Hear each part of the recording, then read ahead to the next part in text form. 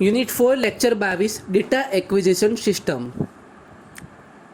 After completion of this session, student will be able to interpret block diagram of data acquisition system. Topics to be covered: block diagram of data acquisition system. Data acquisition system. મિત્રો પહેલાં તો આ નામનો અર્થ સમજો કે data acquisition એટલે કે માહિતીનું સંકલન અને સંચાલન. તો કોઈ પણ સિસ્ટમ હોય એ સિસ્ટમમાં જુદા જુદા પેરામીટર હોય, એ પેરામીટરને કમ્બાઇન્ડલી ડેટા કહેવાય. એ ડેટાનું પ્રોસેસ કરવું, કંટ્રોલ કરવું, મોનિટર કરવું, એ ડેટાથી અન્ય ડેટાનો કંટ્રોલ કરવું વગેરે સંપૂર્ણ માહિતી વગેરે સંપૂર્ણ પ્રોસેસ તે કમ્બાઇન્ડલી આપણે ડેટા એક્વિઝિશન કહી શકીએ છીએ. તો આપણને ખબર છે કે ઇન્ડસ્ટ્રીયલ એપ્લિકેશન્સમાં ઘણા બધા પેરામીટર એકસાથે કંટ્રોલ કરવાના, પ્રોસેસ કરવાના, મોનિટર કરવાના હોય છે. અને આ ડેટા શું થઈ શકે? આ ડેટા સાથે આ ડેટા રીડ થઈ શકે, સ્ટોર થઈ શકે, કોઈ જગ્યાએ ડિસ્પ્લે થઈ શકે, અને કોઈ જગ્યાએ આ પેરામીટરની મદદથી અથવા આ ડેટાની મદદથી બીજા પેરામીટરને કંટ્રોલ કરી શકે ઇચ્છિત આઉટપુટ મેળવવા માટે. તો એના માટે જુદી જુદી સર્કિટરી જોઈએ. આપણને સેમ્પલ એન્ડ હોલ્ડ સર્કિટ જોઈએ, analog to digital converter, digital to analog converter વગેરે જોઈએ, સ્મૂધિંગ સર્કિટ જોઈએ આપણે, કે જેથી આપણું આઉટપુટ છે એ સ્કીપ બને, એકદમ સરસ તમને ક્લિયર આઉટપુટ મળે, આઉટપુટ ઓબ્ઝર્વેબલ બને, કંટ્રોલેબલ બને એ પ્રમાણે. અને આપણે વચ્ચે ડિજિટલ સિગ્નલ્સ પણ આવશે, તો આપણને મલ્ટીપ્લેક્સર અને ડીમલ્ટીપ્લેક્સર જેવી સર્કિટ્સની પણ જરૂર પડશે. તો આ ડેટા એક્વિઝિશન સિસ્ટમનું બેઝિક છે કે કોઈ પણ સિસ્ટમમાં ઘણા બધા પેરામીટર હોય, ઘણા બધા પેરામીટરને કંટ્રોલ કરવા માટે, મોનિટર કરવા માટે અને પ્રોસેસ કરવા માટે we are in need of data acquisition system. તો આપણે એક સેમ્પલ સિસ્ટમ જોઈએ. લેટ અસ સે કે આ એક પ્લાન્ટ છે, તો આપણે આના માટે ડેટા એક્વિઝિશન સિસ્ટમ કઈ રીતે કાર્ય કરે એ સમજીએ.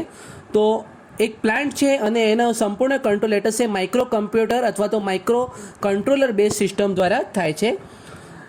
આ પ્લાન્ટમાં છે બધા એનાલોગ સિગ્નલ્સ છે. આ એનાલોગ સિગ્નલ્સ છે એને આપણે ટ્રાન્સડ્યુસર સેન્સ કરે છે. આપણને ખબર છે કે ટ્રાન્સડ્યુસર એનાલોગ સિગ્નલનું સેન્સ કરે છે અને ફાઇનલી એ સિગ્નલને એમ્પ્લિફાય કરવામાં આવે છે, એનાલોગ સિગ્નલ્સને.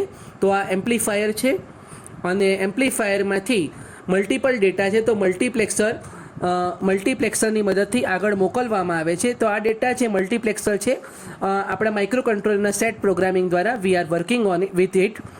અને મલ્ટીપ્લેક્સરમાંથી જે રિક્વાયર્ડ ડેટા છે, આ ડેટા પરથી તમને એક સંપૂર્ણ માહિતી મળશે. એને સેમ્પલ એન્ડ હોલ્ડ સર્કિટ દ્વારા જરૂરી ડેટાને સેમ્પલ વિન્ડો દ્વારા કલેક્ટ કરવામાં આવે છે. અને એ જે જરૂરી ડેટા છે, જે સેટ ડેટા છે, એને એ ટુ ડી કન્વર્ટર, અહીંયા સુધી તમારો ડેટા એનાલોગ હતો, તો એ ટુ ડી કન્વર્ટર દ્વારા, કારણ કે હવે આગળ જશે માઇક્રો કમ્પ્યુટરમાં, તો micro computer will understand only the digital data, તો એ ટુ ડી કન્વર્ટર દ્વારા એને ડિજિટલ ફોર્મમાં કન્વર્ટ કર્યા અને અહીં તમને ડિજિટલ સિગ્નલ્સ મળ્યા. એટલે કે એક રસ્તો પૂર્ણ થયો જ્યાં એનાલોગ સિગ્નલ પ્લાન્ટમાંથી તમારા માઇક્રો કમ્પ્યુટરમાં ડિજિટલ ફોર્મમાં ગયા. તો આ અડધો રસ્તો પૂરો થયો. હવે આ પ્રોસેસ થઈને અંદર જે પણ સેટ પ્રોગ્રામિંગ હશે એના દ્વારા આ જે ડેટા છે મળ્યો એ પ્રોસેસ થશે, એ સેટ ડેટા જોડે કમ્પેર થશે, તમારા સેટ પ્રોગ્રામિંગ પ્રમાણે તમારા રિક્વાયર્ડ મોડિફિકેશન કરી તમને આઉટપુટ મળશે. અને આ જે ડિજિટલ સિગ્નલ છે ફાઇનલ જે કંટ્રોલ માટેના, અહીંથી તમને એ આઉટપુટ તરીકે મળશે. અને આ સિગ્નલને એડીસી દ્વારા એટલે કે એનાલોગ ટુ ડિજિટલ કન્વર્ટર દ્વારા આગળ પ્રોસેસ કરવામાં આવશે. કારણ કે આપણી સંપૂર્ણ control system final control element છે એ એનાલોગ ફોર્મમાં વર્ક કરે છે. તો ડિજિટલ ફોર્મમાં પ્રોસેસ કરીને આપણે ફરીથી એને એનાલોગ ફોર્મમાં મૂકી દીધી. અને આગળ છે એ ડેટા છે, એ ડેટાનું જુદા જુદા પેરામીટર માટે યુઝ થશે, તો એને ડીમલ્ટીપ્લેક્સ કરવા પડે. આ ડીમલ્ટીપ્લેક્સર છે એ આપણા સેટ પ્રોગ્રામિંગ પ્રમાણે it will work that we are knowing. આ ડીમલ્ટીપ્લેક્સર છે એ તમારા જુદા જુદા ડેટા છે, જુદા જુદા પેરામીટર છે, એને એમ્પ્લીફાય કરશે અને જરૂરી સિગ્નલને જરૂરી વેલ્યુ આપશે.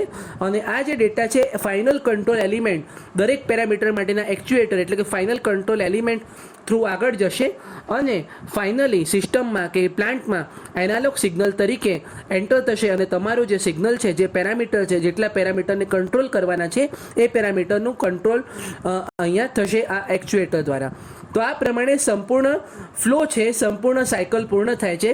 અહીંથી એનાલોગ સિગ્નલ પ્રોસેસ થાય છે અને આ પ્રોસેસ બાદ અહીંયા ડિજિટલ ફોર્મમાં કન્વર્ટ થઈને ફાઇનલી માઇક્રો કમ્પ્યુટર એને પ્રોસેસ કરે છે અને જરૂરી કંટ્રોલ માટેના સિગ્નલ્સ છે અહીંયા ડિજિટલ ફોર્મમાં બહાર આવે છે અને એનું એનાલોગ કન્વર્ઝન થઈને ફાઇનલી એક્ચ્યુએટર છે પ્લાન્ટના એનાલોગ સિગ્નલ કંટ્રોલ કરીને તમને પ્લાન્ટના પેરામીટર્સને કંટ્રોલ કરે છે. તો આ પ્રમાણે આને ડેટા એક્વિઝિશન સિસ્ટમ કહે છે.